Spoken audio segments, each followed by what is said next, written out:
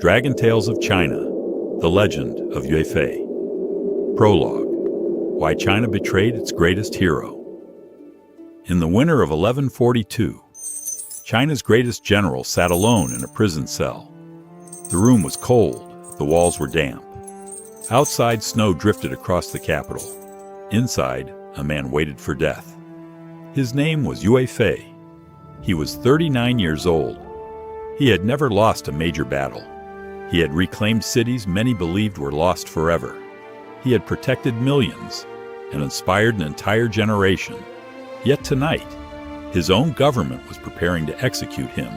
Not the enemy, not the battlefield, not the hardships of war. His own government. How does something like that happen? How does a nation condemn the very man who defended it? The answer can be found in three words that still echo through Chinese history today. Mo Shu Yo. No evidence, no crime, no proof. And yet, punishment all the same. For centuries, those words would become a symbol of political fear. A reminder that power is often most afraid of the people it cannot control. But to understand why Yue Fei was sitting in that prison cell, we must travel back in time, far back, to an empire at the height of its glory, and unknowingly, standing on the edge of disaster. Welcome to China in the final years of the Northern Song dynasty.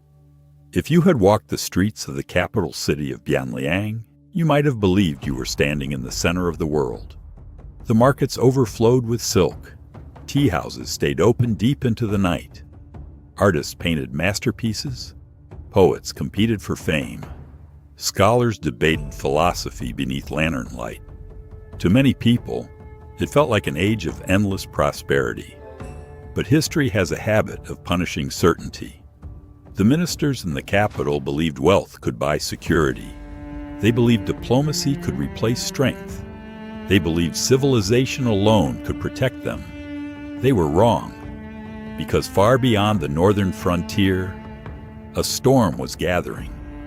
Most people in the Song court had never heard its name. Soon, they would never forget it. In the frozen forests of the north, powerful tribes were uniting under a new banner. They would become known as the Jin. Their warriors lived hard lives. They rode through snowstorms. They hunted across frozen plains. They measured strength in steel and survival. And among them rose a leader named Wu Zhu, a prince, a strategist, a man with a single belief.